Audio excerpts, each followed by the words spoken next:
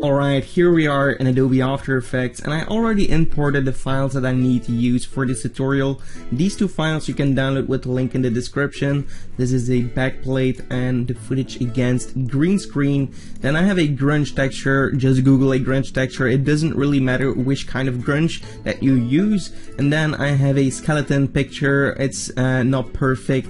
But yeah, it will do the job just fine because we don't really need it that much. So yeah, find these two images, download these files in the description, and let's get started. The first thing that I will do is drag my background video in a new composition. We'll right click here and composition settings and rename this to main comp, so we know this is going to be the comp that we're going to set up everything. Then I will go to my footage file and I will drag this into a new composition and right click, composition settings, and green screen footage. Click OK. And right now we're going to remove the green screen. If you really want advanced stuff on green screen, check out my other tutorial that goes more into depth on removing green keys. Currently we actually recorded this outside with a portable green screen, and you can actually see that light is coming through, so it's not thick enough, but it's hopefully it will do the job just fine. So first of all, I will pick my pen tool here and I will I will draw around my actress here. I will draw something like this and just make it very roughly, something like that. Press M on the keyboard and click on the stopwatch for the mask, and then just move forward and yeah, offset your mask the way it needs to be offset. So something like this. We just need to do it very roughly because right here I noticed some mistakes while doing the green key, so that's why I'm doing this. Just remove as much as you can. Alright, I think this will do fine. I will just toggle this down, and now what we'll do is click on my footage, go to Effect, Keying right here, and Key Light 1.2. Then I will pick with my color, screen color right here, I will pick a green color that seems to be overall the correct green. I will click right over here, zoom in a little bit, and then I will change the view to a screen matte right here. Then I will go into the screen matte and just increase this part to something like 35 and this to 75, maybe even less, maybe like 70. And then you have like a OK key. Of course you can do a lot better jobs with keying, but for this I think it will do fine. So go back to the final result and we have something like that. Now go back to your main comp, go to the project manager, and the first thing I will do here is click on my 8 bits and change it to 16 bits so we have a little bit more to work with, and click OK. Then I will drag in my green screen footage on top of my background video, and we have something like that. I will also press S on keyboard and just scale it up a little bit so the head isn't completely in the shot, because I noticed some mistakes there with the green screen. So we'll position my key like so, and we have something like that, looking great. Now I will click on my green screen footage and go to Effect, Color Correction, Curves, and just do some minor adjustments so that my video actually fits a little bit better with the background. I will add a little bit more contrast, and I will go into the red channel and take away a few of the reds, and also go into the blue channel, and maybe for the highlights we'll keep it very low, but maybe a little bit more in the shadows. And for the green, let's take away a little bit of the green, and let's see if this is looking better. I think it could be done better, but for now it will do. Maybe a little bit more red. And go to Effect, Color Correction, Tint as well, and maybe change this to something like 35, and that will also fix it a little bit. Also we can go to our green screen footage again, go on the footage, and for the screen strength I will set this to -1, for the softness also 1, and I'm also going to apply an effect called Sharpen and Sharp Mask. Right here I will enter something like 75, and that will sharpen up my image a little bit better, and now we'll have something like that. Of course we'll have to put the sharpness before we key out our green screen, and we'll have a better result. The black and white, I think it's a little bit overdone, so I'm going to delete it and keep it colorized like so. Okay, so let's keep it as it is right now, and let's start with the next part of the tutorial. I will create a new composition and I will rename this to Transition Luma Key. Also make it Full HD and just click OK. And then right here I will create a new solid layer, make sure it's black, completely black right here, click OK, make comp size and click OK. Then I will hold Ctrl and press D on the keyboard to duplicate that solid layer. Now I'll go to solid and change the color to white. So for the settings of the solid layer, change it to white. And then I will pick my mask tool right here, the ellipse tool, and I will make like a circle right over here. So this is the part where the impact is going to start, something like this. Press M on the keyboard and click on the stopwatch for the mask path, and then just go a little bit further into time, and then double click on your mask and just make it bigger. Holding Shift and Control is going to allow you to do a perfect scale like this, starting from the center out. Alright, so now we have an animation like this. Of course, in the beginning you can see that our circle is on the screen. To fix that, just click on your solid and then press M twice on the keyboard, and you're going to reveal all the options for the mask right here. I'm going to click on the stopwatch for the feather and the expansion. The expansion will bring it down here, and the feather is something like 130. And then just increase it like right over here. I want to increase my feather to 1000, and my expansion I want to set it at 0, or actually let's set it at 500, or this might be a little bit too much, like 100. And zoom all the way out. Okay, there we go, we get something like this, looking good. And then I'll also create a new adjustment layer, and I will rename this to Displacement. And here I will add a turbulence displace. This is going to just affect my transition a little bit. You can see that it's getting it a little bit more rough. And then of course for the size we can trim this down and increase the amount here to get something like this. Hold Alt and click on the stopwatch for the evolution and write time times 250 maybe, and play this back. Okay, so this is looking great. Let's continue with this effect. I'm going to close these down and select all of my layers and go to Layer Pre-Compose, and this is going to be my Luma Matte transition. And then I will also go to the project file and import my grunge layer right here. So I'm going to bring this below my Luma Matte right here. I will click on my effect, my layer, and go to Effect, Colorize, and make it thin so it's completely black and white. And then if you're going to the Luma Matte and go to the mode here, if you don't see that, you can toggle the switches right over here and change this to a linear light, linear light. That's right over here. We're going to get this kind of effect. So now we have a transition that is really looking a lot better. You can see that we have some variation in here. Of course you can go in here and add a little bit of curves, but we'll do that later. Just go to the main comp here, and we're going to drag our Luma Matte transition in here. Right now we want everything that's white to actually be not visible, because in this normally everything that's white is going to be visible, and everything that's black is not going to be visible. If we set this at the Luma Matte, you can see what I mean. Right here we don't have the actress, and she appears with the animation when it turns white. We actually want it to be inverted so that she is on screen and then she disappears because of this effect. So now we get something like this, and this is looking great. Okay.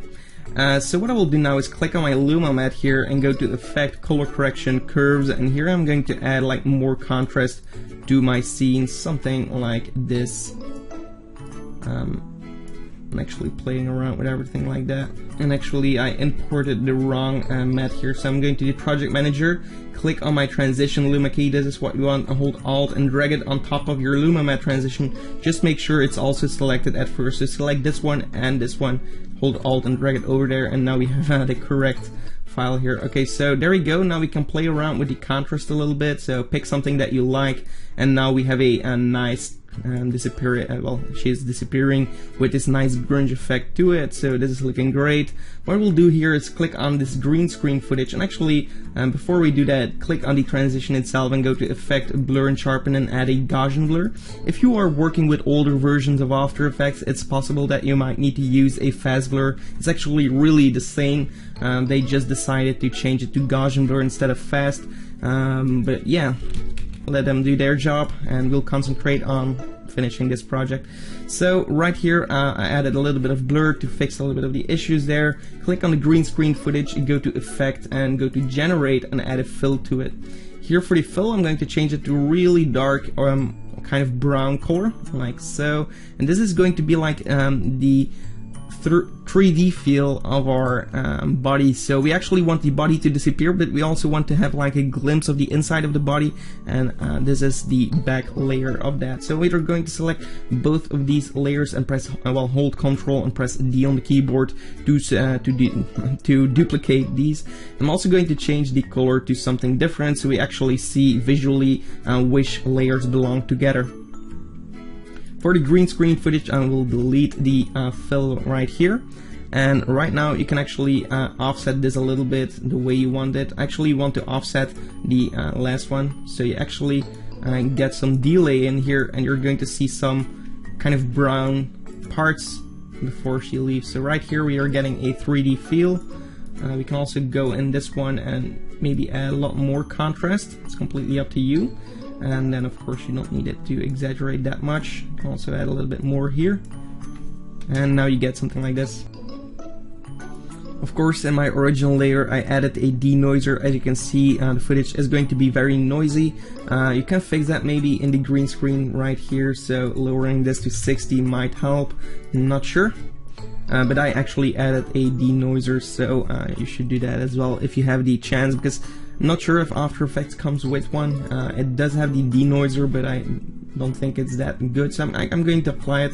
Go to Effect, Noise and Grain, and Remove Noise right here. Remove Grain and do it to Final Output. Just put this below, well, above everything, and this should solve that problem. Okay, so it's a little bit better, but you have plugins that do this and they're doing a better job. Okay, so this isn't actually the part of the tutorial. I'm going to delete this because it's going to make my footage going slower, so I'm going to preview it like this, and you can see it disappearing right here. So now what we want to do is add the skeleton to it, so to be inside of the body. So what we'll do is go to the project file and go for the skeleton and add it to a new composition. And then right here what I will do is actually mask out this part here, the top part, and then I'm going to also click on my pen tool here and also draw out the arms right here, so we don't actually need these. And there we go, and then subtract this from the image. We get something like this. Click on the image and go to Layer Pre-Compose, and we're going to rename this, move all the attributes to skeleton, and click OK.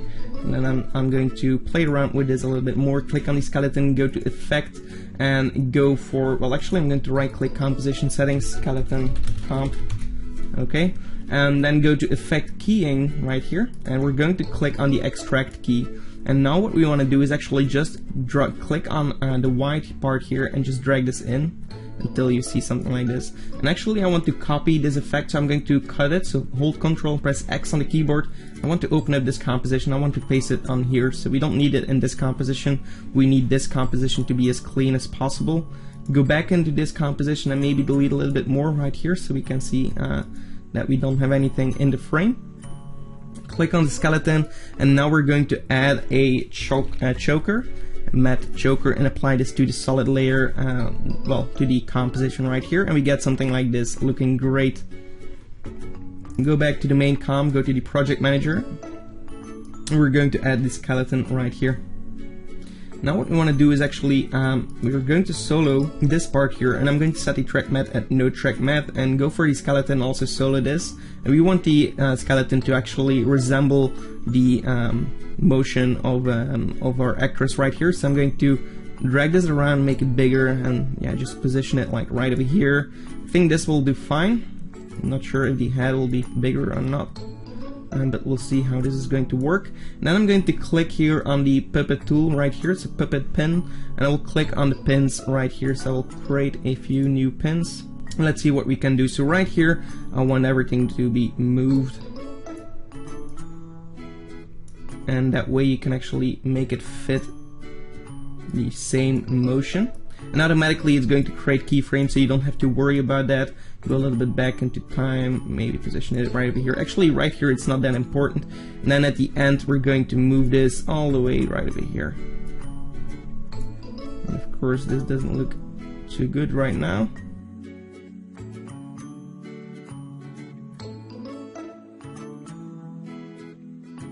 Okay, so we had a little mistake in the keyframes. Just select both of these. If you ever have like a glitch or well anything that you don't really understand, just click on your keyframes, go to interpolation and just change this to linearize, linear, and that's going to solve that problem. Like right now it was actually doing more animation than it was necessary to do, so right now we get something like this, and I think that we really have what we need for this effect. I will close this down and solo these two layers, and I'm going to set this back to Luma Inverted Math. And then for the skeleton, actually, I also want it to be right here because currently we have a gap here, so that's actually not what we need. I'm going to my keyframes, move them right here, click on my pivot tool, and drag it back here so it's actually fitting the view here. I'm also going to jump into my Luma Matte transition here, and I'm also going to offset my white solid here so we actually get the effect while she is falling down. Okay, there we go. This is what I was actually looking for. And right here I want to offset this body part a little bit more towards the back. Okay, really cool. And I want it to be disappeared right here, so I will jump into my Luma Matte transition, press U on the keyboard, and actually I want to tuck this in here. We can go back and let's see our animation. Okay, so she's disappearing right here. So this is kind of what I'm actually looking for. So I'm going to close down my my skeleton right here, and I'm going to duplicate the transition Luma key. I'm going to put this below my, on top of my skeleton actually, make it visible for now. Right here I have my transition. Now we have one problem. Right here it's black, right here it's white. I want it to be black on both sides and just white in the center. To do that, click on the transition right here, go to effect, go to color correction and colorama, and right here we can do some really cool stuff. We can go into the output cycle and change this to a ramp gray, and now we can drag our white to the bottom right here, and we're going to get a result like this. Now you can of course add more white to actually just add a white point right over here and play with it like this, and this can give you a little bit more white to play with. But now if we're going to set our skeleton here to a Luma Matte, we're going to see our skeleton just for a portion of the time. So right here it's like a 3D layer that is also moving along with the same animation. Of course I will go to the Luma key here, and I'm going to add some blur. So I'm going to blur, sharpen, Gaussian blur, and maybe set this at 30 or maybe 15. And I'm also going to add a curve, so color correction curves, and add more curves to it. And there we go. And also for the skeleton I'm going to add a curves right here, and I'm going to make it darker so we have a nice dark skeleton. Also color correction tints to make it more black and white, and just lower the percentage here so we get a clean look like this. Also go for a sharpen image, so unsharp mask, and increase it right here. Duplicate that unsharp mask and maybe set it to 25 and set this at 50, and we get a more popping effect for the skeleton. And now we're getting something like this here. And let's preview this for now.